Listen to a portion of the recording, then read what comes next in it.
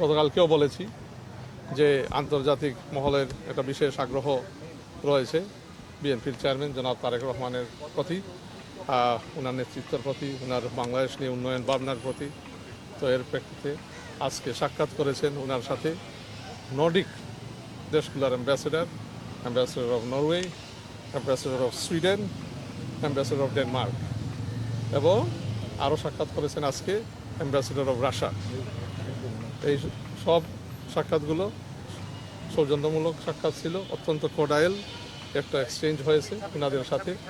আমাদের দেশের ন্যাশনাল ইন্টারেস্টের ভিত্তিতে আমরা কীভাবে তাদের সাথে কাজ করতে পারি এখানে ডিসকাশন হয়েছে, আলোচনা হয়েছে, ট্রেড, ইনভেস্টমেন্ট, এনার্জি নিয়ে, তারপরে এডুকেশন নিয়ে, তো বিভিন্ন আমাদের 31 দফার বিভিন্ন যে কর্মসূচিগুলো আমরা বাস্তবায়ন করতে চাচ্ছি, বাংলাদেশের মানুষের ম্যান্ডেট যদি আমরা ইনশাআল্লাহ অর্জন করি 12ই ফেব্রুয়ারির নির্বাচনে, তো কীভাবে আমরা তাদের সাথে কাজ করতে পারি এবং বাইল্যাটারাল রিলেশনসগুলো বলেন আপনার ফরেন ইকোনমিক কোঅপারেশনের মাধ্যমে কীভাবে এগিয়ে নেওয়া যায়, এই বিষয়গুলো নিয়েই আলাপ আলোচনা হয়েছে।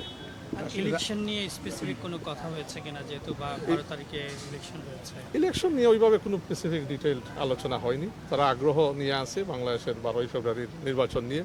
তারা আশাবাদী বাংলাদেশ একটা ডেমোক্রেটিক স্পেসের দিকে যাবে, ডেমোক্রেটিক ট্রানজিশনের দিকে যাচ্ছে, এবং যেভাবে বাংলাদেশের মানুষও আগ্রহ নিয়ে আছে, এক্সাইটেড হয়ে আছে যে তারা 17 বছর পরে ভোট দেওয়ার একটা সুযোগ পাবে, সেইভাবে আন্তর্জাতিক মহলেও এটা আগ্রহ আছে, এক্সাইটমেন্ট আছে যে বাংলাদেশ ডেমোক্রেটিক ট্রানজিশনের দিকে এগিয়ে যাচ্ছে। এখন তাদের চোখে ইলেকশনটা কেমন হতে যাচ্ছে এই বিষয়ে কি বলেছে তারা? তাদের চোখে বাংলাদেশের মানুষ পার্টিসিপেট করবে করার একটা সুযোগ হয়ে দাঁড়াইছে। আগের বিগত ইলেকশনগুলোতে আসলে তো মানুষ সুযোগ পায়নি। তো যেভাবে আমরা এখানে রাজনৈতিক দল যারা আছি গণতান্ত্রিক প্রক্রিয়ার মধ্যে আমরা বিশ্বাস করি এটা একটা সুযোগ করে দিচ্ছে 12 তারিখের নির্বাচন বাংলাদেশের মানুষকে তার ভোটাধিকার প্রয়োগ করার।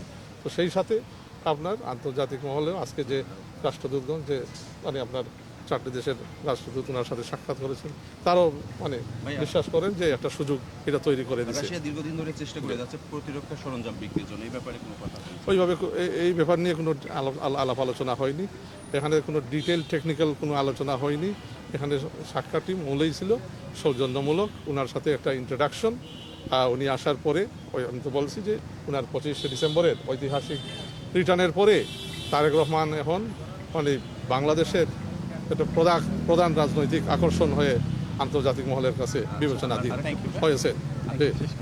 Thank you.